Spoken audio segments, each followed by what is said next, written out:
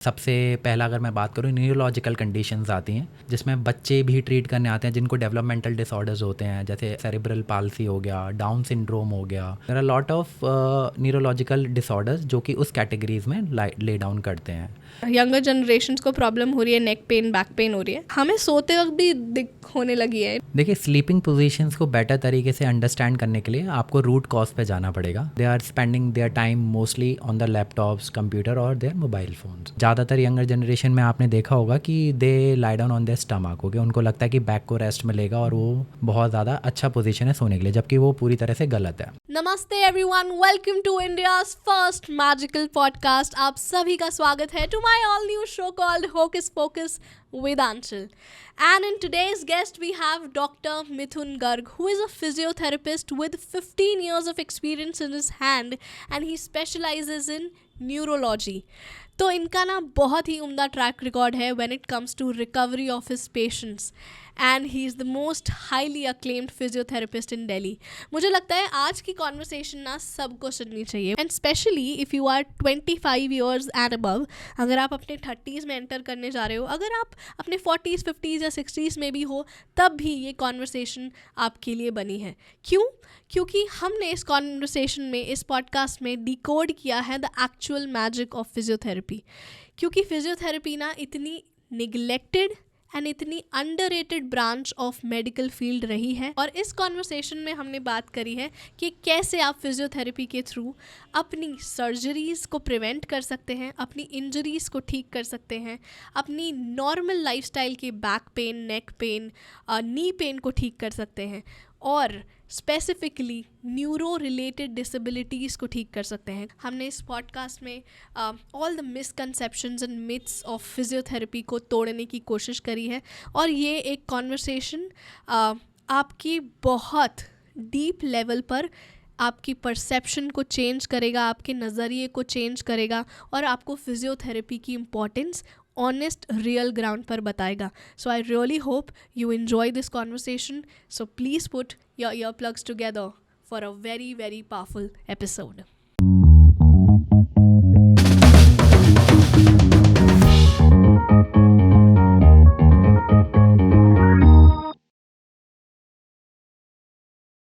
Doctor Mithun Garg, welcome on Hocus focus with Aanchal. Thank you. Sir, मैं अत्यंत खुश हूँ to have you on the podcast. Same here. And कैसा लग रहा है? How's the vibe of the day? Little bit nervous but I am okay. Yes, हाँ, good. आपको नर्वस होने की ज़रूरत नहीं है बिकॉज आप तो चैनल पे ऑलरेडी अपीयरेंस दे चुके हो एक बार, है ना? करंट ऑडियंस ये जानती है क्योंकि जो अभी प्रेजेंट सेट ऑफ सब्सक्राइबर्स हैं वो जानते हैं मेरी लेग इंजरी के बारे में, पूरी जर्नी के बारे में, सब कुछ अपलोडेड है ऑन यूट्यूब, और हमने आपके ऊपर एक एपिसोड भी ऑलरेडी कवर किया था। बिल्कुल। बट आज का पॉडकास्ट, आज की जो कॉन्वर्सेशन है, मैं चाहूँगी कि हम लेयर्स में बात करें about physiotherapy, about myths of physiotherapy, और जितने भी डाउट्स हैं हमारे ऑडियंस के वो क्लियर करें। मैं चाहती हूँ कि आप ब्रेक डाउन करो कि फिजियोथेरेपी क्या होती है, एक देसी भाषा में, लेमैन्स टर्म में। If you were to explain physiotherapy क्या होती है और या फिजियोथेरेपिस्ट का काम क्या होता है। ओके, सो फिजियोथेरेपी बहुत ही सिंपल है, इसको ज़्यादा कॉम्प्लिकेट करने की ज़रूरत नहीं है लोगों को। Physiotherapy is all about physical exercises, okay. जितना भी मूवमेंट आपकी बॉडी में अवेलेबल है उसको यूज़ करते हुए अपनी कंडीशन को कैसे ट्रीट करना है, that is physiotherapy, okay. Suppose your joint is not moving well, okay, so a physiotherapist can help you in moving your joints well, और वो आपके उसके थ्रू आपके जॉइंट्स को ट्रीट कर सकता है, उससे रिलेटेड जितनी भी इंजरीज़ हैं उनको ट्रीट कर सकता है, और उससे रिलेटेड आपको कोई भी प्रॉब्लम आ रही है in performing day to day routine activities, that a physiotherapist can solve. और फिजियोथेरेपी उसी चीज़ को ट्रीट करने के लिए एक प्रोफेशन बनाया गया है जिसके थ्रू आप अपने सारे प्रॉब्लम्स का solution in terms of pain निकाल सकते हो।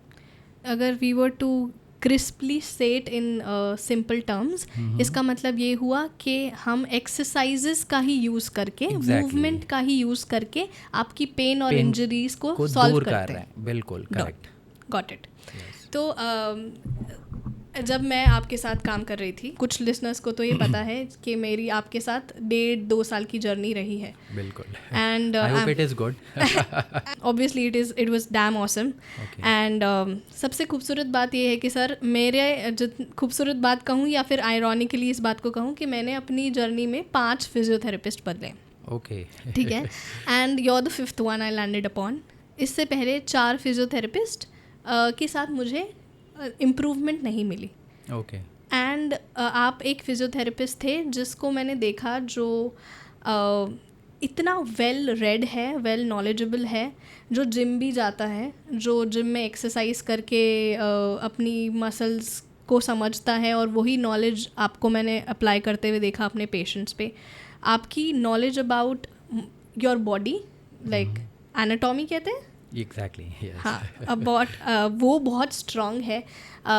आपकी एग्ज़ामिनेशन बहुत स्ट्रॉन्ग है, और आपका जो क्लिनिक का ट्रीट करने का प्रोसीजर और प्रोसेस है वो बहुत लवली है, मतलब बहुत वाइब्रेंट है. वहाँ पे जाके पेशेंट फील नहीं आती है. ओके.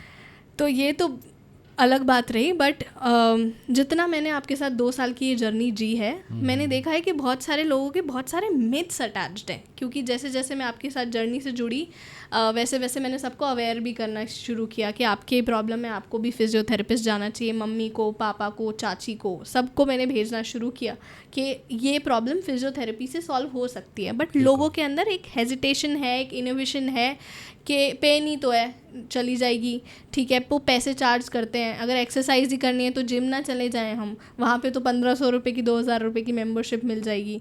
ठीक है. तो ऐसे इनोवेशंस हैं. या फिर लोगों को लगता है कि फिजियोथेरेपिस्ट पे जाने के लिए एक डॉक्टर की प्रिस्क्रिप्शन की ज़रूरत होती है या फिर रेफरेंस की ज़रूरत होती है. Absolutely right. तो मैं चाहती हूँ कि आप इसको थोड़ा ब्रेक डाउन करो कि ये जो मिथ्स हैं हम इसे कैसे तोड़ सकते हैं. देखिए, सबसे पहले तो आपने जैसे बताया कि ज़्यादातर लोगों के मन में यही होता है कि वो अपने पेन को उस लेवल तक अवॉइड करते हैं जब तक वो एक कंडीशन डेवलप नहीं हो जाती है. तो physiotherapy is not all about treating a condition, but it is all about preventing a condition simultaneously. Wonderful. Okay. लोगों के मन में सबसे बड़ा myth है कि they always need a doctor prescription, whether it is from an orthopedician, whether it is from a neurologist, whether it is from any other doctor. Okay. They need a prescription and they need a reference to go to a physiotherapist. And but ये बहुत पूरी तरह से गलत है. Physiotherapy एक ऐसा profession है जहाँ पे कि फिजियोथेरेपिस्ट पूरी तरह से कैपेबल है एक कंडीशन को डायग्नोस करने के लिए, उसको असेस करने के लिए फिज़िकली, और उसको ट्रीट करने के लिए, ताकि पेशेंट का ओवरऑल रूट कॉज से प्रॉब्लम ठीक हो, ना कि जस्ट सिम्टोमेटिकली पेशेंट को रिलीफ मिले. Yes. तो इससे एक नेक्स्ट सवाल ये भी बनता है कि जैसे मेरा केस था एक इंजरी का, या फिर जनरली लोगों के ये भावना बनी हुई है कि जिनकी इंजरी हुई है, जिनका एक्सीडेंट हुआ है, वो ही फिजियोथेरेपिस्ट या सर्जरी के बाद ही एक फिजियोथेरेपिस्ट की आपको ज़रूरत पड़ती है, रिहैब की ज़रूरत पड़ती है. मगर आप ये बताओ कि कौन कौन आपके पास आ सकता है. Who should consult a physiotherapist to be precise. ये बहुत ही वास्ट सेगमेंट है. Physiotherapy is not a single, ऐसा नहीं है कि आप सिर्फ एक ही सेगमेंट को कवर करते हो. यहाँ पर आप यंगर जनरेशन से लेके, न्यूबॉर्न बेबीज़ से लेके, मिड एज पर्सन को लेकर, और आप एक गेरियाट्रिक ग्रुप बेसिकली होता है older generation, okay, above the age of 60 और 70, where they need physical support and some ऐसा उनको चाहिए होता है कि उनकी कोई हेल्प करे आगे to treat their pain and उनके मूवमेंट को बेटर कर सके. तो ये एक बहुत ही इतना बड़ा सेगमेंट है कि जिसको कवर कर पाना इस छोटे से पॉडकास्ट में मुझे नहीं लगता कि पॉसिबल है. बट यस, डेफिनेटली अगर आप देखो कि जैसे लोगों के मन में ज़्यादातर यही रहता है कि हाँ, अगर उनको एक कमर दर्द हो गया, उनको एक फिजियोथेरेपिस्ट के पास जाना है, या फिर उनको कोई सर्जरी हो गई है तो उसके बाद मूवमेंट नहीं हो रहा है तो उसके लिए फिजियोथेरेपिस्ट के पास जाना है. बट नहीं, मैं कहना चाहूँगा कि फिजियोथेरेपिस्ट के पास इतनी ज़्यादा क्षमता है कि अगर आप उसके पास एक विज़िट एक प्रिवेंटिव प्रोग्राम के फॉर्म में भी लेकर जाओगे तो आपको वो इंजरी होने ही नहीं देगा. तो वो वाला सेगमेंट को हम बहुत अच्छे से कवर कर सकते हैं. हम बता सकते हैं कि आप कौन कौन सी मूवमेंट और कौन कौन सी एक्सरसाइजेज अपने डेली रूटीन में कर सकते हो, सो that you don't develop these conditions. मैं एक एग्जांपल देता हूँ. जैसे एक IT प्रोफेशनल है सपोज, और उसका एक जॉब है, सिटिंग जॉब है उसको, ओके, उसको 8 या 10 घंटे बैठ के टाइप करना पड़ता है, और उसको, and you must have noticed, आपने भी किया होगा कि सभी को बैक पेन या नेक पेन का कंप्लेंट रहता ही रहता है. तो अगर ये अवेयरनेस इतना ज़्यादा फैल जाएगा, अगर सोसाइटी में पता रहेगा कि हाँ यहाँ पे एक फिजियोथेरेपिस्ट बहुत ज़्यादा आपकी हेल्प कर सकता है, ताकि Major आपको role सिटिंग की वजह से आपको बैक पेन और नेक पेन डेवलप ना हो, तो आप डायरेक्टली जाके फिजियोथेरेपिस्ट से कंसल्ट कर सकते हो। उसके लिए आपको पहले ऑर्थोपेडिक के पास जाके दवाइयाँ खाने के बाद फिजियोथेरेपिस्ट के पास आने की ज़रूरत नहीं पड़ेगी। तो they can tell you some exercises where, जो कि आप वहीं पे चेयर पे बैठे बैठे परफॉर्म कर सकते हो, जिसके लिए आपका एक्स्ट्रा टाइम भी नहीं चाहिए। तो इस तरीके से वो आपकी काफ़ी हद तक हेल्प कर सकता है। ये आपने बहुत अच्छा पॉइंट बोला कि जब हमें कोई इशू होता है तो सबसे पहले हमारा जो रिफ्लेक्स होता है of visiting a doctor. Exactly. ठीक है, अगर बैक पेन है, नेक पेन है, and as we all know कि हमारी जो डिपेंडेंसी ऑन टेक्नोलॉजी बहुत बढ़ती जा रही है। करेक्ट। ठीक है, AI भी आ गया अब तो, हमारे लैपटॉप्स, फ़ोन्स और इन सब टेक्नोलॉजी व्हीकल सब पे हम डिपेंडेंट हैं, जिसकी वजह से सिर्फ मिडिल एज ग्रुप या फिर ओल्ड एज ग्रुप ही नहीं, यंगस्टर्स सबसे ज़्यादा इफेक्टेड है, वर्क प्रोफेशनल सबसे ज़्यादा इफेक्टेड है। और उसकी वजह से होता क्या है कि जब वो उन टेक्नोलॉजी पर ज़्यादा डिपेंडेंट हो जाते हैं तो उनके लिए फिजिकल एक्टिविटी के लिए टाइम निकाल पाना बहुत ही मुश्किल हो जाता है। यस।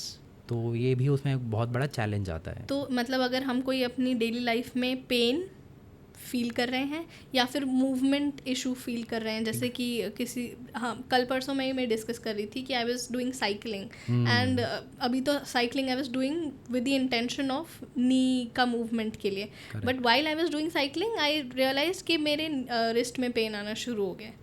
तो मुझे याद है कि आपने मुझे बोला था कि हाँ रिस्ट मूवमेंट्स के लिए। करेक्ट। तो हाँ डिमिनिश्ड है। हाँ डिमिनिश्ड है मेरी वो वाली। हम यहाँ पे आ गए, टॉपिक डेविएट हो गया, बट कहने का मतलब ये है कि अगर हम प्रिवेंटिव सोच से फिजियोथेरेपी को भी अपना सकते हैं। That is very important, that is actually very important, क्योंकि फिर उससे अगर आप प्रिवेंटिव प्रोग्राम को फॉलो करोगे तो आपको क्योरेटिव में जाने की ज़रूरत ही नहीं पड़ेगी। तो उस तरीके से आपका फिजियोथेरेपिस्ट आपके लिए बहुत ही हेल्प कर सकता है। अच्छा, एक और मेरे मन में सवाल उठता है कि जनरली जब हम फिजियो में जाते हैं, स्पेशली यंग लोग, या मोस्टली हम सब की परसेप्शन ये है, नॉट हम सब की बट मिडिल एज जनरेशन की परसेप्शन ये है that how is physiotherapy different from gym. क्योंकि फिजियोथेरेपी में भी एक्सरसाइज करा रहे हो तुम और जिम में भी एक्सरसाइज करा रहे हो, तो आई नो कि वो जिम में फिजियोथेरेपी में आप ट्रीट कर रहे हो किसी पेन को, but if you were to explain in layers, how is it different for the audience? देखिए बहुत डिफरेंस है। जिम में भी जाके लोग एक्सरसाइज करते हैं और हमारे पास आके भी हम उन्हें मूवमेंट और एक्सरसाइज के फॉर्म में ट्रीट कर रहे होते हैं। तो फिजियोथेरेपिस्ट एक थेरेपेटिकली का अगर मैं आपको एक्सप्लेन करूँ लेमैन के लैंग्वेज में, कि उसको ट्रीट करने के पर्सपेक्टिव से आपके कंडीशन को ध्यान में रखते हुए आपको मूवमेंट बताता है। बट अगर आप जिम जाते हो तो where you do the exercises in common, okay, जैसे आपको कार्डियो करना है या फिर आपको वेट ट्रेनिंग करनी है या फिर आपको एरोबिक्स करना है या जुम्बा करना है, जो भी एक्टिविटीज़ आपको करनी है आप उसके फॉर्म में एक पर्टिकुलर टारगेट लेके जाते हो। जैसे किसी का टारगेट होता है वेट लॉस, किसी का टारगेट होता है वेट गेन करना, किसी का टारगेट होता है मसल की हाइपरट्रॉफी करना। सो देयर दोज पीपल जो ट्रेनर्स होते हैं या फिर जो जिम प्रोफेशन से रिलेटेड होते हैं वो उसमें एक्सपर्ट होते हैं। बट अगर उन्हीं एक्सरसाइजेस को करते हुए आपको कोई इंजरी हो जाए, then those person are not efficient enough, मैं उसको कहूँगा कि वो नहीं होंगे, और उसके लिए फिर आपको एक फिजियोथेरेपिस्ट के पास कंसल्ट करना पड़ेगा, ताकि उनको पूरी मसल की एनाटॉमी और जॉइंट की पूरी पैथोलॉजी पता होती है। उसके हिसाब से आपको कौन से मूवमेंट को कब रोकना है, कितने टाइम के लिए रोकना है, ये आपको वो एक्सप्लेन कर सकते हैं, और उसके अकॉर्डिंग आप अपनी एक्सरसाइजेस के टारगेट को आगे लेके जा सकते हो। आई रिमेंबर दिस, क्योंकि मेरी जो बेस्ट फ्रेंड है वो भी फिटनेस ट्रेनर है, और मुझे याद है जब मुझे इंजरी हुई तो मैं उसे बोल रही थी कि मुझे बता दे मैं कौन सी एक्सरसाइज करूँ, तो उसने बोला कि ये मेरी प्रोफेशन के खिलाफ है, मैं नहीं जा सकती, मैं ट्रीटमेंट नहीं बता सकती, तो मुझे पता है क्या करना है, एज अ फ्रेंड मैं तुझे गाइड कर सकती हूँ, but you still go to your physiotherapist and No. और उसमें एक बात और ऐड करना चाहूँगा, फिजियोथेरेपी में स्पेशली मूवमेंट एंड एक्सरसाइजेस के थ्रू तो हम ट्रीट करते ही हैं। There is one segment also electrotherapy, okay, वो भी बहुत इंपॉर्टेंट रोल प्ले करता है in terms of producing the acute healing in the structure, okay. जैसे सपोज करके आपको स्वेलिंग हो गया था, there are lot of modalities in our clinic और हमारे प्रोफेशन में है जिनके थ्रू आप उस हीलिंग को थोड़ा सुपर फास्ट कर सकते हो। लाइक जो हीलिंग आपकी 7 दिन में होने वाली है, उन मशीनों की हेल्प से आप उसको 3 दिन में भी ला सकते हो। तो it is time saving also. तो अल्ट्रासाउंड भी उसका एक पार्ट होता है? एग्जैक्टली, अल्ट्रासोनिक थेरेपीज हो गए, there are lot of therapies, interferential therapies, then laser therapies and then short wave diathermy, there are lot of modalities. Okay, so उस way में भी आपको थेरेपेटिकली बहुत हेल्प मिलती है in the physiotherapy field. So it's a combination of exercise and equipments. Equipments, yes. Governed under the guidance of a doctor. Exactly. That is very With important. lot of supervision. हाँ, तो अब बात करते हैं कि physiotherapy बात कर ली, myths बात कर लिए, जिम भी डिफरेंट है, सबको ज़रूरत है, but what are the specifications? कितने टाइप की फिजियोथेरेपी होती हैं? क्योंकि मैं ये आपसे इसलिए पूछ रही हूँ क्योंकि जब मैं आपके पास आती थी मैंने ये बात ऑब्जर्व की कि एक छोटी सी बच्ची जिसको शायद न्यूरो डिसऑर्डर है, एक ओल्ड एज आंटी जो शायद अपनी सीढ़ियों से गिर गई है, मैं अपनी स्पोर्ट्स इंजरी लेकर आई हूँ, या कोई बाइक से गिर गया है, कोई स्पोर्ट्स पर्सन भी आपसे गाइडेंस लेने आ रहा था. तो आपके क्लिनिक में हर वैरायटी ऑफ पेशेंट्स देखे हैं मैंने. तो what are the types of physiotherapy? क्या क्या स्पेसिफिकेशन होती हैं अगर आप उन्हें layer by layer break down करो तो? देखिए, टेक्निकल अगर मैं स्पेसिफिकेशंस की बात करूं फिजियोथेरेपी के, तो बहुत सारे हैं, जिसमें सबसे पहला अगर मैं बात करूं न्यूरोलॉजिकल कंडीशंस आती हैं, जिसमें जो कि सेगमेंट बहुत बड़ा है, जिसमें बच्चे भी ट्रीट करने आते हैं जिनको डेवलपमेंटल डिसऑर्डर्स होते हैं. जैसे अगर एक का नाम मैं लूँ तो सेरेब्रल पाल्सी हो गया, डाउन सिंड्रोम हो गया, ऑटिस्टिक चाइल्ड्स आपने सुने होंगे. हाँ जी. There are lot of neurological disorders जो कि उस कैटेगरीज में ले डाउन करते हैं. फिर उसके बाद न्यूरोलॉजिकल कंडीशन में बहुत सारे आपने सुना होगा, स्ट्रोक आ गया, ब्रेन पैरालिसिस आपने सुना होगा, आपको देखा होगा कि एक साइड पूरा पैरालिसिस हो गया. तो वहाँ पर मूवमेंट और एक्सरसाइजेस के थ्रू उनकी हेल्प कर सकते हैं to regain their activities. And there are lot of condition, जैसे एक फेशियल पाल्सी आपने सुना होगा, जहाँ पे फेस का एक साइड का पैरालिसिस हो जाता है. वहाँ पर भी न्यूरोलॉजिकल कंडीशंस में फिजियोथेरेपी का बहुत इंपॉर्टेंट रोल आता है. और भी बहुत सारे कंडीशंस हैं, जैसे बैक पेन में नर्व का कंप्रेशन हो गया, जैसे आजकल 90% ऑफ पॉपुलेशन सफ़र करती है बैक पेन से once in a life time. That is a research I am telling you. ये एंड नेक पेन में भी जैसे नर्व का कोई कंप्रेशन आ गया तो वहाँ पे एक न्यूरोलॉजिकल फिजियोथेरेपिस्ट आपकी बहुत ज़्यादा हेल्प कर सकता है. फिर दूसरा एक सेगमेंट आता है मस्कुलोस्केलेटल, जहाँ पे आपके जॉइंट्स रिलेटेड पेन ज़्यादातर आते हैं. आपने सुना होगा अर्थराइटिस या गठिया जिसको हिंदी में बोलते हैं. ठीक है, आजकल मोस्टली ओल्डर जनरेशन उसे सफ़र करती है. उसके भी बहुत सारे टाइप्स होते हैं जिनके काफ़ी सारे पेशेंट्स हमारे पास आते हैं. सबसे ज़्यादा आपने सुना होगा कि आजकल नी ट्रांसप्लांट बहुत कॉमन है. नी का है ना, लोग घुटने बदलवाने के लिए जाते हैं ऑर्थोपेडिक्स के पास, जिसका सबसे बड़ा रीज़न अर्थराइटिस होता है. और उसके लिए हमारे पास लोग प्रिवेंटिव थेरेपी के लिए और क्योरेटिव थेरेपीज़ के लिए भी आते हैं एंड हम उनकी हेल्प कर सकते हैं. हिप रिप्लेसमेंट भी इसका बहुत इंपॉर्टेंट पार्ट है, क्योंकि उसमें सर्जिकल रिहेबिलिटेशन हमारे पास पूरा आता है, पोस्ट ऑप रिहेबिलिटेशन हम जिसे बोलते हैं. ठीक है. उसके बाद हम पेशेंट को चलाना, बिठाना, उसकी टॉयलेट ट्रेनिंग, उसका day to day routine activities, उसकी climbing of stairs, all those activities is governed by a physiotherapist in the musculoskeletal segment. उसके बाद एक स्पोर्ट्स का सेगमेंट आपने तो सुना ही होगा, क्योंकि वो एक ग्लैमराइज्ड वर्ड है पूरा, है ना. जहाँ जितनी भी क्रिकेट टीम्स हो गई, फुटबॉल टीम्स हो गई, इनके साथ हर टीम के साथ एक फिजियोथेरेपिस्ट असाइन होता है to check their physical activity level also, और उनकी स्ट्रेंथ और उनके थेरेपेटिकल, अगर उनको कोई इंजरीज हो गई हैं उनको वापस गेम में कैसे लेकर आना है आफ्टर द इंजरी, वो सब एक फिजियोथेरेपिस्ट का ही काम होता है. तो ये भी सेगमेंट बहुत बड़ा है एक फिजियोथेरेपी प्रोफेशन के लिए. उसके बाद एक गैरियाट्रिक ग्रुप होता है, जहाँ की जो कि मैंने बोला ओल्डर जनरेशन के लिए जनरली होता है. उनमें ज़्यादातर उनका केयर करना, अब एक ओल्ड एज के बाद मोबिलिटी ऑटोमेटिकली कम हो ही जाती है, तो वहाँ पे एक फिजियोथेरेपिस्ट उनकी बहुत ज़्यादा हेल्प कर सकता है. एंड इसी तरीके से बहुत सारे प्रोफेशन है, जैसे गायनेकोलॉजी में भी वुमेन हेल्थ का एक बहुत इंपॉर्टेंट टॉपिक हम लोग कवर करते हैं, जिसमें एंटीनेटल और पोस्टनेटल एक्सरसाइजेस के बारे में एक्सप्लेन करना, how you can get a better delivery of your child, that इसमें भी आपका एक फिजियोथेरेपिस्ट बहुत हेल्प कर सकता है. तो ये सारे प्रोफेशन है जहाँ पे अलग अलग सेगमेंट है, जहाँ पे फिजियोथेरेपी बहुत ज़्यादा हेल्प कर सकती है. वेरिड फॉर्म में डिवाइडेड है. बिल्कुल. और आपकी क्या स्पेशलाइजेशन है? मेरा स्पेशलाइजेशन पर्टिकुलरली न्यूरो में है. मैंने अपना मास्टर्स न्यूरो में किया हुआ है. तो मेरे पास ज़्यादातर स्पेसिफिकली ब्रेन स्ट्रोक के पेशेंट्स आते हैं, फेशियल पैरालिसिस के पेशेंट आते हैं, नर्व कंप्रेशन से रिलेटेड पेशेंट्स तो आते ही आते हैं, क्योंकि वो एक कॉमन सेगमेंट हो जाता है, मस्कुलोस्केलेटल और न्यूरोलॉजिकल दोनों में ही हो जाता है. या फिर कोई भी नर्व इंजरी आपको हो गई हो, उससे रिलेटेड पेशेंट्स भी काफ़ी सारे आते हैं. तो ये मेरा स्पेशलाइजेशन है. मुझे आपकी अच्छी सी सक्सेस स्टोरी जाननी है, एक्सेप्ट मी, क्योंकि मेरी सक्सेस स्टोरी हमारे चैनल पे सब देख चुके हैं. ओके. बट ऐसी कोई सक्सेस स्टोरी जहाँ पे सिचुएशन बहुत ख़राब थी और आपको खुद नहीं उम्मीद थी, बट आपने देखा कि magic of physiotherapy happened and तो मैजिक से बात आई है, आपको मुझे एक मैजिक भी दिखाना होगा क्योंकि yes, we can definitely switch to that magic part. Okay, And yeah. I have prepared something for you, so shall we? Yes definitely.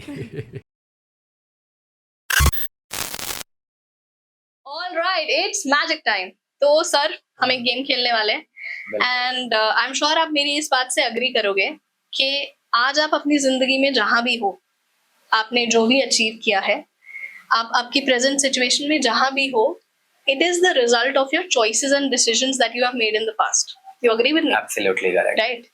और आप शायद इस बात से भी अग्री करोगे that our choices and our decisions are somewhere governed by our personality, our behaviour. आप agree Exactly. करते हो? तो आज हम ना एक गेम खेलने वाले हैं. बिफोर वी बिगिन, मुझे ऐसा लगता है कि आज आप एक इस गेम में आप भी कुछ चॉइसेस और डिसीजंस लेने वाले हो. Okay. And I am going to make you choose few cards that I am shuffling right now. और मुझे लगता है जो कार्ड्स आप चूज करोगे, those cards will also be governed by your behaviour, by your thinking and by your act. So Okay. जो cards आप choose करने वाले हो, they will reflect what you think and who you are. This is what I feel. Okay. ठीक है? So are you ready for it? So I want Yes. You to choose any card, pick any card of your choice, any card. Okay. So I chose this. Yeah, you can have a look at the card Okay. and don't show me. Okay. And I'm going to put few cards down. अगर जैसे मैं कुछ cards नीचे रख रही हूँ, आपको मुझे कहीं भी stop कहना है. Say me stop anywhere you want. Stop. Stop here. Yeah. So आप यहाँ पे अपना card रख सकते हो. आप अपना कार्ड ऊपर रखो यहाँ पे. Okay. या and I am going to place it right there. तो अब आपका कार्ड बीच में कहीं लॉस्ट हो गया, राइट? Right. एंड नाउ आपको रिमेम्बर, आपको ये चीज ध्यान है कि जब आपने अपना कार्ड रखा था, सपोजिटली अगर ये आपका कार्ड था, तो आपने अपना कार्ड ऐसे रखा था, फेस अप या face down? It was face down. It was face down. Yes. What if I tell you right now that आपका कार्ड जो आपने चूज करा है रैंडमली, वो फेस होकर आ जाए तो? That is impossible. That is impossible. What if I Yes. tell you that? So are you ready for this? Yes, I'm Okay, excited. let's spread the card and let's see what happens. Okay, let's do it here. And I'm going to spread the cards, and only one card out of this deck will be facing up, and that will be your card. 6 of diamonds. Thank you. No? No? No. No. So that is not your card. That is not my Don't card. tell me your card. No. That's not your card. No.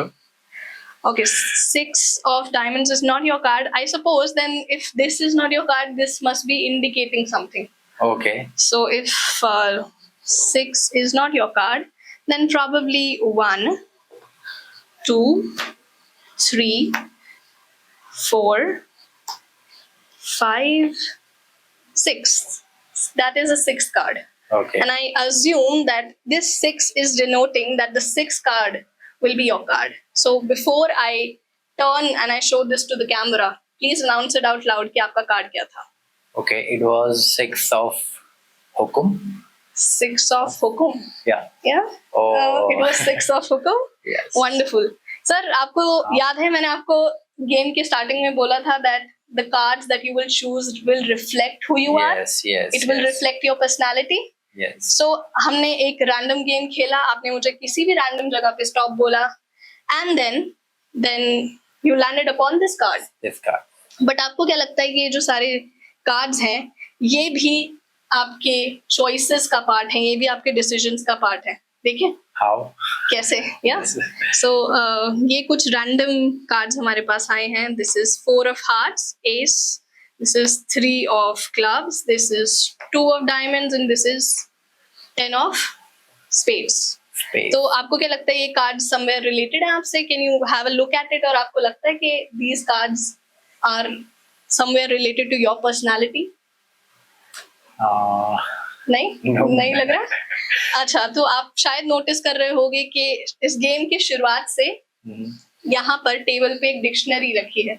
Okay. So I want you to take this dictionary in your hand and have a look at it. आप इस dictionary को खोल के देखो एक बहुत normal dictionary है, you can have a look at it. एक ऑक्सफोर्ड की डिक्शनरी है, आप इसमें शब्द भी पढ़ सकते हो. यहाँ पे नॉर्मल Okay. सारे वर्ड्स दिए हुए हैं.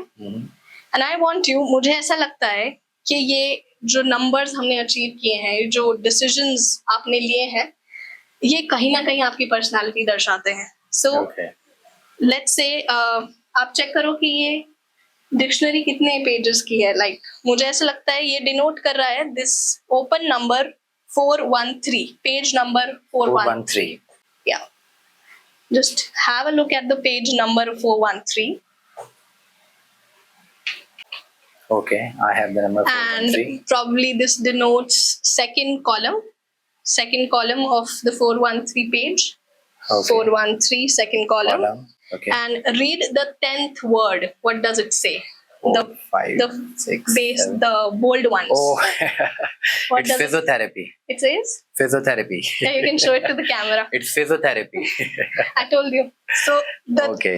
हमें जिंदगी में लगता है शायद हम random choices ले रहे हैं, but those are purely influenced by your personality. Oh, That's my way of dedicating this magic to you. I really Okay. hope you liked it. thank you so much, sir.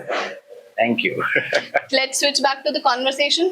Yes, definitely. तो मैंने तो अपना magic दिखा लिया है. आपकी बात है कि आप अपना मैजिक ऑफ फिजियोथेरेपी डिस्कस करो कि ऐसा कोई केस जहाँ पे आपको लगा कि सिचुएशन काफ़ी गंभीर है और इसको मैं कैसे ट्रेन कर सकता हूँ फिजियोथेरेपी से, या ये अपनी मूवमेंट कैसे वापस रीगेन कर सकते हैं. कोई भी प्रॉबेबली आपकी कोई सक्सेस स्टोरी जो हमारे ऑडियंस को इंस्पायर कर सके.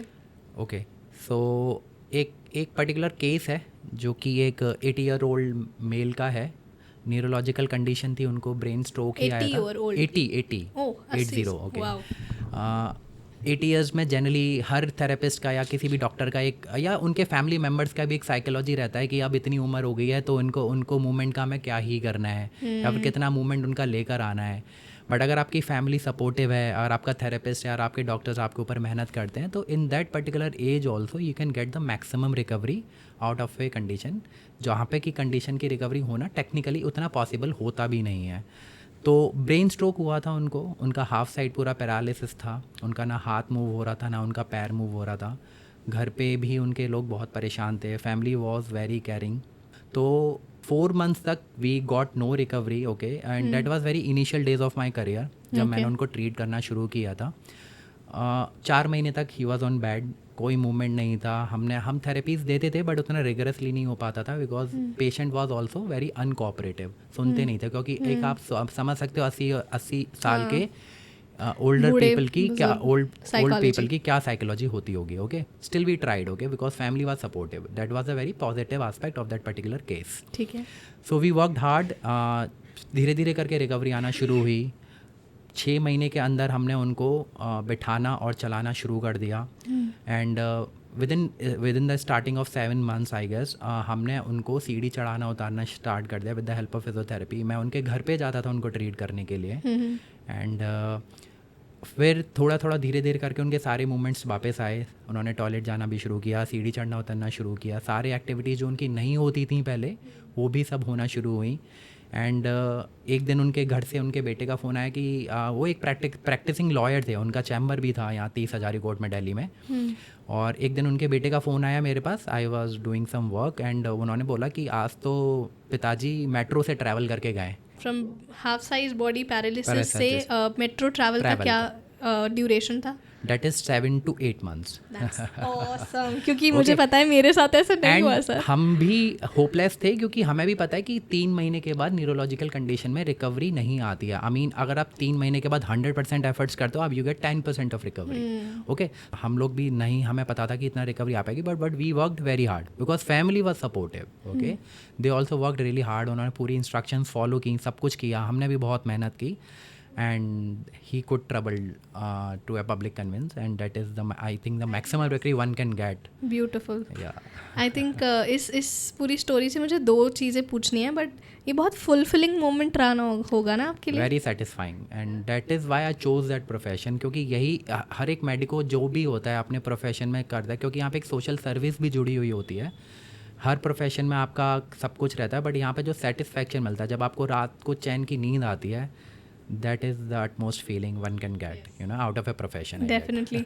तो मतलब अभी आपने बोला कि फैमिली बहुत सपोर्टिव थी, बट दो टाइप की कंडीशंस मैंने देखी हैं। कई बार फैमिली सपोर्टिव नहीं होती है correct. और कई बार पेशेंट सपोर्टिव होता है। बट जैसे कि आपने बोला कि इधर इस केस में पेशेंट सपोर्टिव नहीं था, कोऑपरेटिव नहीं था, तो आप ऐसे केसेस में जब एक नेगेटिव माइंडसेट वाला पेशेंट आपको मिल जाता है तो आप उनके साथ कैसे डील करते हो? क्योंकि मैंने क्लिनिक में देखा है आपको डील करते हुए, मैं चाहती हूँ कि आप इस प्रोसेस को थोड़ा सा शेयर करो। देखिए, डिफ़िकल्टी तो बहुत आती है ऐसे पेशेंट पे जहाँ पे पेशेंट फुल्ली कोऑपरेट नहीं करता है आपको, बट एक थेरेपिस्ट और एक मेडिकल प्रोफेशनल होने के नाते आपको ये समझना ज़रूरी है कि वो ऐसा क्यों कर रहा है। ओके, इसलिए हम लोग को साइकोलॉजी भी पढ़ाई जाती है हमारे ग्रेजुएशन के, हमारे जब हमारा ईयर चल रहे होते हैं हमें उसमें ड्यूरेशन में साइकोलॉजी भी पढ़ाई जाती है, so that you can also understand the psychology of a medically ill patient. Okay, और वहाँ पे उनको, क्योंकि वो ऑलरेडी इतने परेशान होते हैं, that is why they are uncooperative. Okay, because उनके साथ और आपको उनके लेवल पे जाके सोचना पड़ता है और उनको एक्स्ट्रा पुश देना पड़ता है। when you can finally totally understand their feelings, why they are so irritated and frustrated, तो अगर जब आप उस पर्सन को समझने लगते हो, और थेरेपिस्ट उसमें बहुत अच्छे से होते हैं क्योंकि they spend a lot of good time with the patient. Okay, एक एक दो घंटा भी बिताते हैं अपने पेशेंट के साथ, तो उनको समझना थोड़ा इजी भी हो जाता है। इसी वजह से और इसी क्वालिटी के साथ जब आप अपने पेशेंट को ट्रीट करते हो तो you get the maximum recovery. जैसे बहुत सारे पेशेंट हमारे पास आते हैं, सेरिब्रल अटैक्सिक पेशेंट आते हैं, there are lot of psychologically ill patient, साइकोसिस के पेशेंट भी आते हैं, और उनको कोई मेडिकल कंडीशन भी जनरेट हो जाती है, तो उनका हमें सारा स्टेटस जानना, उनकी पूरी हिस्ट्री लेना, उनका मेडिकल बैकग्राउंड पूरा पता करना, इसके थ्रू ही हम उनके एक्चुअल कॉज तक पता जा पाते हैं, और उसको पता करते हुए हम उनको ट्रीट करते हैं। तो यहाँ पे बहुत ज़्यादा एफर्ट्स लगते हैं, but we have to do it. And ये वाली बात मुझे यहाँ पे बोलनी है कि जो मैंने शुरुआत में पॉडकास्ट की बोली थी कि जो आपके क्लिनिक का एटमॉस्फेयर है ना, वो पेशेंट की तरह नहीं लगता। I think it boils down to this point that you are saying कि it is the physiotherapy that you do, or I should say that a good physiotherapist does not only deal with exercise, वो सिर्फ exercise और movement और anatomy of body के साथ नहीं deal करता, वो psychology of patient के साथ डील करता है। वो एक patient का दोस्त बनकर उसका sympathize करके, empathize करके in whichever capacity वो कर सकते हैं, और वो करते हैं। और शायद वो चीज़ मैंने आपके क्लिनिक में ऑब्जर्व करी, क्योंकि सिर्फ मैं ही नहीं, बाकी सारे पेशेंट्स खुश होकर एक्सरसाइज करा रहे होते हैं। बिल्कुल, चाहे दर्द हो रहा है, ठीक है, सर ने स्ट्रेच करा है। एक्सरसाइज करना, बॉडी को डिस्कम्फर्ट देना किसी को भी पसंद नहीं है, ह्यूमन टेंडेंसी है ये, ठीक है। तो आपको डिस्कम्फर्ट को कंफर्टेबल कैसे बनाना है ये आपको देखना है, और उससे मैक्सिमम रिकवरी कैसे लेनी है ये आपको देखना है। I think that's a very beautiful point कि to deal with, to get the maximum output out of an exercise, you need to make the patient comfortable mentally. Exactly, that's an amazing point जो अभी निकल के आया। I think this should be a takeaway for all the physiotherapists out there. It's beautiful.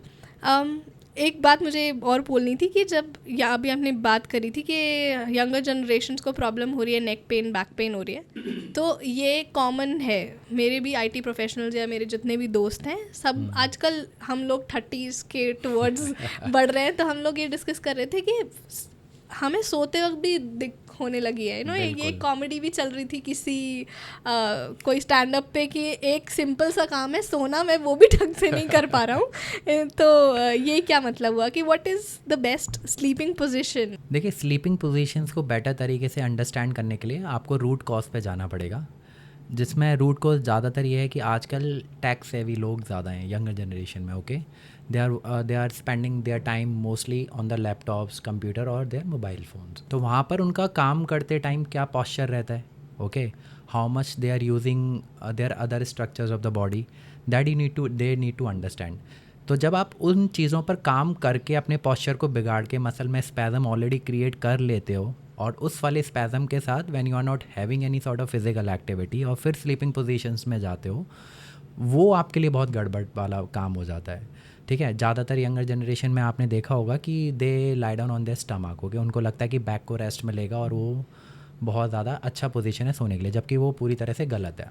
Okay, उनको समझना पड़ेगा कि आपको स्पाइन की अलाइनमेंट क्या है, आपका स्पाइन का बेटर पोजीशन क्या है, जो कि एक फिजियोथेरेपिस्ट उसमें उनकी बहुत हेल्प कर सकता है। स्पाइन की पोजीशन हमेशा न्यूट्रल रहनी चाहिए सोते टाइम, जैसे कि अगर आप सीधा सोते हो, ओके, ये भी एक बहुत मिसकंसेप्शन है कि लोग नेक में पेन हो रहा है तो ज़्यादातर लोग बोल देते हैं कि तकिया नहीं लगाना है, ओके, हाँ, जबकि ऐसा पूरी तरह से सही नहीं है, okay. They need to understand their posture कि उनको तकिया कितनी हाइट का लगाना है और कहाँ पर प्लेस करना है। तो ये एक फिजियोथेरेपिस्ट अगेन उसमें उनकी बहुत हेल्प कर सकता है। जब उनको करवट लेके सोना है, ओके, तो उनका जो ऊपर वाला पैर है वो किस पोजीशन में होना चाहिए। दो इसको हम इतना फैब्रिकेट तो नहीं कर सकते हैं, सोने के बाद किसी को पता नहीं चलता उसकी पोजीशन क्या है, but at least they can put some effort कि उनको ध्यान रहे कि हाँ मुझे इस तरह से थोड़ा सोना ज़्यादा बेटर है। तो दे नीड इसके बारे में एजुकेशन और अवेयरनेस, जो कि एक फिजियोथेरेपिस्ट से मिलकर बहुत अच्छे से हासिल की जा सकती है। So what's the best sleeping position अगर technically? I would suggest sleeping on your back is one of the most comfortable position for the spine, और जिसमें कि कोई नहीं होता क्योंकि स्पाइन उसमें हमेशा न्यूट्रल पोजीशन पे रहती है। You should use a pillow definitely, and that should be very well placed over your neck, not the head, okay, and your so that your spine comes neutral, because spine is not a straight structure, okay, वो एक S shape में रहता है। तो आपको नेक वाली reason को थोड़ा बहुत तो सपोर्ट देना ही पड़ेगा, ओके। मार्केट में बहुत तरह के प्रोडक्ट्स भी आपने देखे होंगे, आते हैं, okay, cervical pillow, but I don't find these products very helpful. इससे बेटर तो आप अपनी मसल के स्ट्रेंथ पे, पॉस्चर पे काम करो, और आप पिलो कोई भी यूज़ करो आपका चलेगा, बट ये है कि आपको पिलो थोड़ा बहुत हाइट का, पतले इंचेस का यूज़ करना ही करना है, ताकि आपकी नेक भी सपोर्टेड रहे। उसके बाद सेकंड बेस्ट पोजीशन मैं मानता हूँ कि आपको करवट लेके सोना बहुत इंपॉर्टेंट है। उसमें भी आपकी स्पाइन बहुत न्यूट्रल पोजीशन में रहती है। अगेन जब आप करवट लेते हो तो जब आपकी गर्दन होती है तो उसमें भी जो तकिया है आपका, वो भी आपकी नेक को बहुत अच्छे से सपोर्ट करना चाहिए, शोल्डर उसके नीचे रहना चाहिए, और स्पाइन जो पैर आपका ऊपर की तरफ है वो स्लाइटली फोल्डेड रहना चाहिए। अगर आप एक और पिलो यूज़ करना चाहते हैं तो you can place one more pillow between your legs, okay, और नीचे वाला पैर आपका स्ट्रेट रहेगा। तो these two position I find कि आइडियल फॉर द स्लीपिंग। तो आप चैन की नींद पूरी कर पाओगे। आई रियली होप सो। बट जैसे मैंने आपके जो क्लिनिक में कुछ चीज़ें ऑब्जर्व की थी, ये मेरी प्योर ऑब्जर्वेशंस हैं, आप बताना कि कितनी ट्रू हैं, और ये जो common doubts of the audience है, Correct. मैं ऑडियंस के पर्सपेक्टिव से ही बात कर रही हूँ, कि आपके क्लिनिक में कोई आता है और वो पूछता है आपसे, सबसे पहले आजते उनका पहला क्वेश्चन होता है, सर कितने पैसे लगेंगे? ठीक है, सर मेरा दर्द कब तक चला जाएगा, सर कितना टाइम लगेगा ठीक होने में,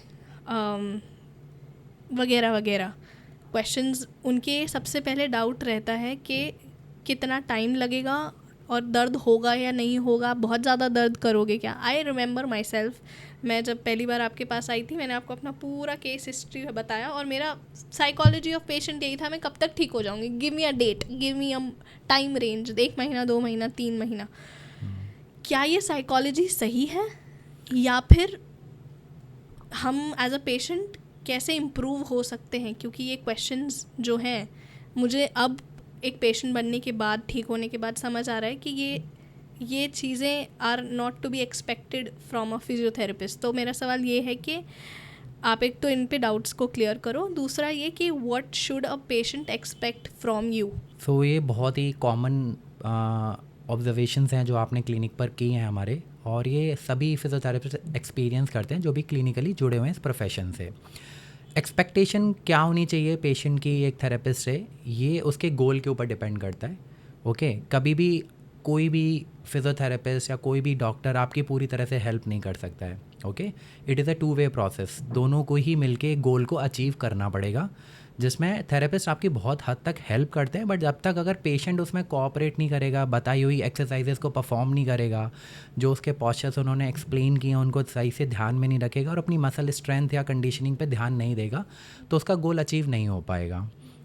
तो बेसिकली आप कृष्ण हो और अर्जुन तो पेशेंट नहीं, खुद ही ऐसा होता बिल्कुल है। भी नहीं। इट्स जस्ट कि it is a always 2 way process, मतलब आपको दोनों को ही मिलकर अपने गोल को अचीव करना पड़ेगा। Yes, we are there to help you, yes exactly, और हम लोग वहाँ पे पूरी तरह से कोऑपरेट करते हैं ताकि पेशेंट का मैक्सिमम रिकवरी जल्दी से जल्दी हो सके। सेकंड, आपने बोला कि डाउट सबसे बड़ा यही रहता है कि पैसा कितना लगेगा, ठीक है। यहाँ पे थोड़ा डीप इनसाइट पेशेंट को समझने की ज़रूरत है। दो आई अंडरस्टैंड कि ये एक थोड़ा कॉस्टली ट्रीटमेंट रहता है, ओके। आपका एक single treatment session can last from minimum 400 rupees to 1000 rupees also, somewhere 1500 rupees also, somewhere 2000 rupees also, and somewhere 200 rupees also, okay. That depends upon a type of area or type of patient where you are type of doctors, okay. Yes. Treatment costly तो है, but आपको ये समझने की ज़रूरत है कि अगर जैसे सपोज मैं एग्जांपल दूं, आपका बैक पेन है, ओके, एंड आपको छोटा सा एक माइनर सा नर्व, हल्का सा डिस्क बल्ज हुआ है और इसकी वजह से नर्व पे कंप्रेशन है, okay, and you are not treating that condition because of money, and आप उसको डिले किए जा रहे हो, ओके, तो होगा क्या कि वो प्रॉब्लम इतनी बड़ी बन जाएगी, फिर you and up in a surgical procedure. तो फिर आप एक कॉस्ट को निकालो, एक सर्जरी की प्रोसीजर की, एक गवर्नमेंट सेक्टर हम छोड़ देते हैं, अगर प्राइवेट सेक्टर में हम एक सर्जरी बैक पेन के लिए जाते हैं तो मिनिमम वो कितना कॉस्ट करता है? लाख से ज़्यादा मिनिमम मैं आपको बता रहा हूँ, एक अच्छी सर्जरी एक अच्छे हॉस्पिटल में minimum 3 to 4 lakhs, okay. Now you see the cost, okay, and अगर आप उसी चीज़ को एक प्रिवेंटिव उसमें देखो और थेरेपिटिकली उसको थेरेपी के फॉर्म में उसको ट्रीट करो, तो आपका कितना पैसा खर्च हो जाएगा ज़्यादा से ज़्यादा। मान लो 400 रुपये का एक बेसिक लेके चलते हैं, ओके, आपने 10 सेशंस लिया, आपके थेरेपिस्ट ने बोला 20 सेशंस लेने हैं और से 1 month का सेशन लेना है, तो how much is is 12,000 rupees. और मैं कहता हूँ चलो 3 महीने भी ट्रीटमेंट में लगते हैं, ओके, कितना हो गया 36,000 rupees, which is nothing comparative to a surgical procedure which is costing you 4 or 5 lakh rupees. So there इसमें थेरेपिस्ट का रोल आता है कि उनको पेशेंट को एक्सप्लेन करे, उनको अवेयर करे कि आपको क्या क्या कॉम्प्लिकेशन हो सकते हैं अगर आपने ये चीज़ को यहाँ पे अवॉइड किया। तो अगर मैं आपको बताऊँ, जैसे बॉडी में कोई नॉर्मल इन्फेक्शन हुआ है, ओके, और डॉक्टर ने आपको प्रिस्क्राइब किया 5 days का एंटीबायोटिक का कोर्स, बट आपने उसको डिले किया और उसको अवॉइड किया और आपने उसको ट्रीट नहीं किया प्रॉपरली, तो होगा क्या, वो इन्फेक्शन आपके पूरे शरीर में फैलेगा और आपके बाकी ऑर्गन्स को भी इफेक्ट करेगा और you will and up in a very bigger situation जहाँ पे आपकी कॉस्टिंग और बढ़ जाएगी ट्रीटमेंट की और पूरे प्रोसीजर की। तो फिजियोथेरेपी देखने में पर्टिकुलरली लगता है कि महंगा है, बट अगर आप देखो कि वो आपको इतनी बड़ी बड़ी परेशानियों से बचाता है जिनकी कॉस्टिंग बहुत ही ज़्यादा बड़ी है, तो उस वे में तो ये बहुत ही चीप और बहुत ही कॉस्ट इफेक्टिव ट्रीटमेंट है जो कि लोगों को मुझे लगता है कि परस्यू करना चाहिए। यहाँ पे मुझे 2 बातें बोलनी है। जैसे आपने ये बोला कि क्वांटिफाई किया कॉस्ट मनी वाइज में, है ना, मगर what about the scars, the mental trauma, थकान and the difficulties one go through जब वो सर्जरीज़ करा लेते हैं? क्योंकि इतनी तो बात मुझे समझ आ गई कि बॉडी के साथ अगर कोई भी, I am using the word, छेड़छाड़ हो जाए तो बॉडी एग्जैक्टली वैसी नहीं रहती है जैसे पहली थी, और एग्जैक्टली सर्जरीज़ के बाद आपकी कोई भी ऑर्गन वैसा नहीं रहता है, एंड आपको हमेशा वो चीज़ फील होगी कि अब आपका टीयर भी हो गया है या कोई सर्जरी भी हो गई है, तो it can never go back to normal 100%। Correct. तो उस चीज़ से बचने के लिए, उस ट्रॉमा से बचने के लिए फिजियोथेरेपी बेस्ट ट्रीटमेंट है। बिल्कुल सही पॉइंट आपने एक्सप्लेन किया, और इसमें बस यही है कि आपको देखना पड़ेगा कि आपके लिए इम्पोर्टेंस क्या चीज़ रखती है, ओके। सर्जरी के इंडिकेशंस अलग होते हैं, प्रिवेंटिव थेरेपीज़ के इंडिकेशंस अलग होते हैं, और हर चीज़ के इंडिकेशंस अलग होते हैं, जहाँ पे हर मेडिकल प्रोफेशनली जो भी लोग जुड़े हुए हैं क्लिनिकल एस्पेक्ट से, वो आपको अच्छे तरीके से एक्सप्लेन करते हैं, आपको काउंसल करते हैं और आपको समझाते हैं, और आपको समझने की ज़रूरत है उन चीज़ों को। और मुझे ये भी बोलना था कि हम फिजियोथेरेपी को हमेशा, मैंने इंडिया में एक ख़ास तौर से बात नोटिस की है कि इग्नोर करते आए हैं। There is lot of ignorance attach to physiotherapy.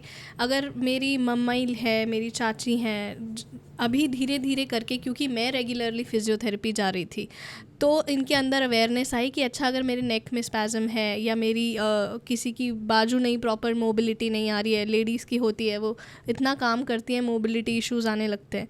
तो जब मेरे घर में एक व्यक्ति जो फिजियोथेरेपी जा रहा है और वो फिजियोथेरेपी से ठीक होता हुआ उन्हें दिख रहा है, उसकी वजह से उनके अंदर अवेयरनेस आई है और बाकी लोग आने लग गए, पापा आने लग गए, मम्मा, चाची, इनफैक्ट भाई भाभी, मेरा तो पूरा परिवार आया है। Preventive programme I exactly that is what the important is. यही तो हमें चाहिए ना कि आपको वो कंडीशन होने ही नहीं दिया जाए, उससे पहले आप थोड़ा सा ध्यान दे लो और एक फिजियोथेरेपिस्ट से मिल लो, वो आपको छोटी छोटी चीज़ें बताएगा और आपकी प्रॉब्लम सॉल्व हो जाएगी।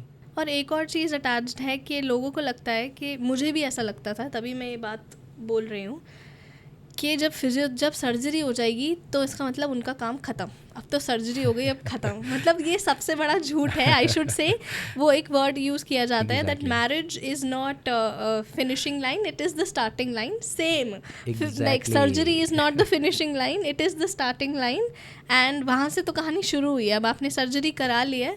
एंड आई रिमेंबर मेरे सर्जन का डायलॉग था व्हेन मैं ओटी से बाहर निकल के आई। उन्होंने मुझे बोला कि अब तुम्हें 2 चीज़ें ध्यान रखनी है, एक तो डरना नहीं है और एक पेन, मतलब डर और पेन से घबराना नहीं है।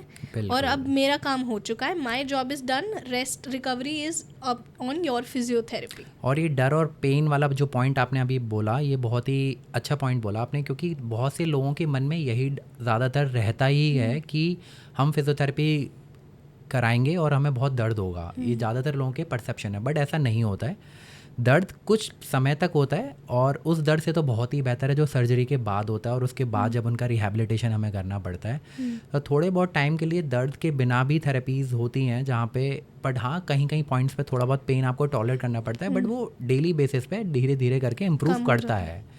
तो वहाँ पे अवेयरनेस अगेन और एजुकेशन दोनों ही बहुत इंपॉर्टेंट रोल प्ले करते हैं। तो इसका मतलब फिजियोथेरेपी कराते हुए डर और पेन से नहीं घबराना है, क्योंकि वो शायद वो थेरेपी का पार्ट ही है। अगर दर्द नहीं होगा तो फिर आप ठीक कैसे हो गए? ये एक बेसिक सी चीज़ है जो शायद लिसनर्स को, ऑडियंस को समझने की ज़रूरत है। बिल्कुल।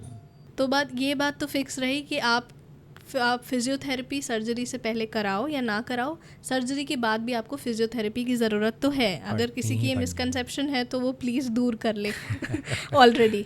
तो टुवर्ड्स द एंड मुझे आपसे ज़रूर पूछना है कि as a physiotherapist, as a medical practitioner who's working in the industry from past 10-12 years, आपका क्या lessons रहे हैं, आपका क्या experience रहा है? If you were to pen down, अगर आप 3 bullet points दो supposedly as a physiotherapist, वो क्या होंगे?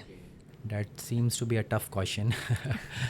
लेसन सबसे पहला तो मैंने सीखा है पेशेंस। ओके, पेशेंट को ट्रीट करते करते जो पेशेंस मैंने अपने अंदर इनकलकेट किया है, जो कि मुझे प्रोफेशनली आया है धीरे धीरे by the over a time, and वो मैंने अपनी डेली रूटीन लाइफ में भी उसको एक्सपीरियंस किया है। ओके, तो I am a more patience person now. And दूसरा मुझे ये लगता है कि लोगों को दर्द जिस हिसाब से होता है उनके मेडिकल कंडीशन से रिलेटेड, मैंने ये सीखा है कि कोई भी दर्द छोटा या कोई भी दर्द बड़ा नहीं होता। हर एक फीलिंग ऑफ पेन एक इतना ब्रॉड टर्म है जिसको हर लेवल पे अंडरस्टैंड करना एक थेरेपिस्ट के लिए या किसी और पर्सन के लिए समझना बहुत ही इंपॉर्टेंट है। ये जो कि मैंने समझा है कि हाँ, दर्द के पैरामीटर्स हर किसी के लिए डिफरेंट है। Okay, that is the second lesson I have learn from the physiotherapy profession. Third, I am more पहले मैं सोचता था कि नहीं, फिजियोथेरेपी मैं सिर्फ सब कुछ अकेले हैंडल कर लूँगा, no I am the alone and I can treat all those patients single handedly, but no, you need to see कि आप as a medical professional you need to work as a team. okay? जिसमें बहुत सारे और भी professions आते हैं। जैसे मैं तो ये हर प्रोफेशन में आता हूँ। जैसे अगर हम इसको एक्सप्लेन करें तो there are a lot of good team of doctors जो एक पेशेंट को ट्रीट करने में इम्पॉर्टेंट होती है। Okay, you are not the lone. Okay, जिसमें आपको किस पेशेंट को रेफरेंस देना है, किस पेशेंट को आपको खुद से आपका जो डायमीटर है उसमें आपको रह के काम करना है, और जब आपको लगता है कि नहीं ये नहीं है तो आपको कहाँ पे ना भी कहना है। तो ये भी मैंने बहुत सीखा जो कि बहुत इंपॉर्टेंट है एक प्रोफेशनल के लिए, स्पेशली हमारे वाले प्रोफेशन में, कि आपको कहाँ पे अपनी बाउंड्रीज सेट करनी है, क्योंकि आप अल्टीमेटली आपका गोल है पेशेंट को ट्रीट करना, उसकी मैक्सिमम रिकवरी लेके आना, और सिर्फ अपने काम को चलाना नहीं। वाह सर, ये बहुत अच्छा पॉइंट था जो लास्ट में आपने बोला कि it is important to say when we should actually know when to say no. Exactly. तो ये अच्छा पॉइंट है। I think this applies to all professions, क्योंकि हम हर चीज़ हर बार खुद से करना चाहते हैं। हाँ, जबकि ऐसा होता नहीं, हर बार नहीं, 100% पॉसिबल नहीं है। तो ये असेस करना कि ये मैं नहीं कर पाऊँगा और इसके लिए मना कर देना, नहीं कर पाऊँगा वाला पॉइंट नहीं है। आपको नहीं, आपका ये दायरा नहीं है। आपको कहाँ पे उसकी बाउंड्रीज को लिमिट करना है, और आपको किसी और की हेल्प की ज़रूरत उसमें पड़ सकती है, ये आपके लिए जानना ज़रूरी है, और ये मुझे प्रोफेशन से ही मिला है। और मैंने ये भी नोटिस किया कि जब मेरी सर्जरी हुई तो सारे टीम ऑफ डॉक्टर्स एक साथ मिलके काम करते हैं। ठीक है, साइकोलॉजिस्ट भी और फिजियोथेरेपिस्ट भी, सर्जन्स भी, और सब एक दूसरे को रिपोर्ट करते हैं। एक सर्कल बना होता है उनके बीच में, तो they work as a team. Yes, that's wonderful. All right, so बहुत मज़ा आया सर बात करके. हमारी पूरी कोशिश रही है इस पॉडकास्ट के थ्रू कि हम लेयर बाय लेयर छोटी छोटी चीज़ें डिस्कस करें अपने ऑडियंस और अपने लिसनर्स के जो कॉमन डाउट्स होते हैं.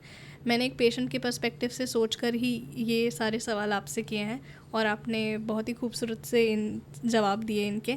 आई रियली होप ऑडियंस को ये पॉडकास्ट पसंद आए.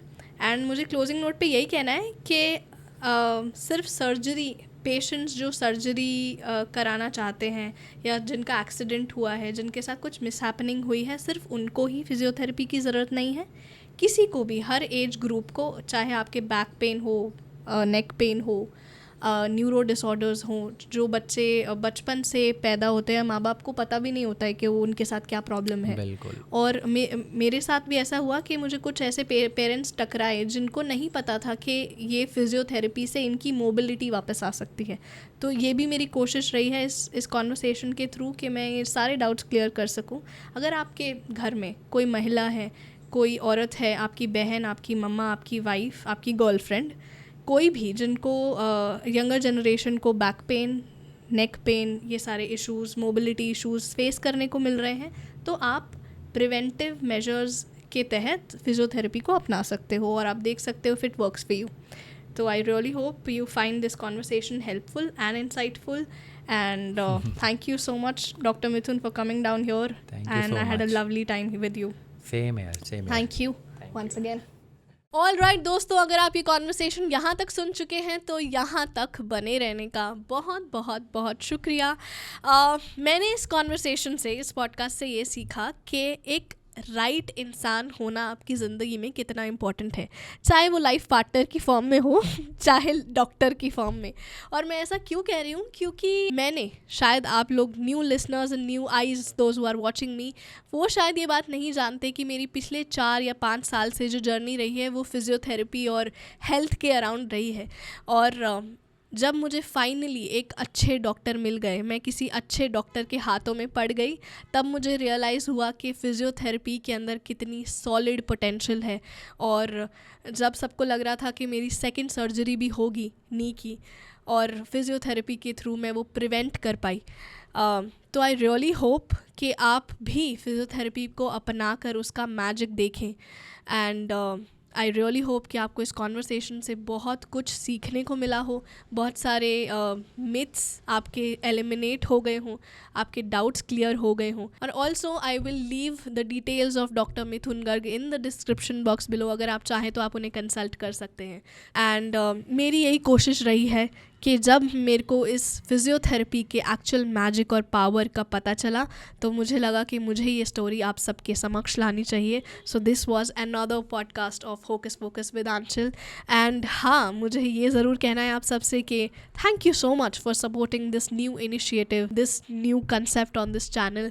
एंड मैं बहुत बहुत शुक्रगुजार हूँ. I am really thankful and hopeful कि आप ऐसे ही मुझे सपोर्ट करते रहोगे. And thank you so much for supporting Hocus Pocus up till now, and I want all your support. तो support की form में आप मुझे subscribe कर सकते हो on Hocus Pocus with Anchal, and also please subscribe to our new channel called Hocus Pocus Shorts. And I'll see you next time on Thursday 7 p.m.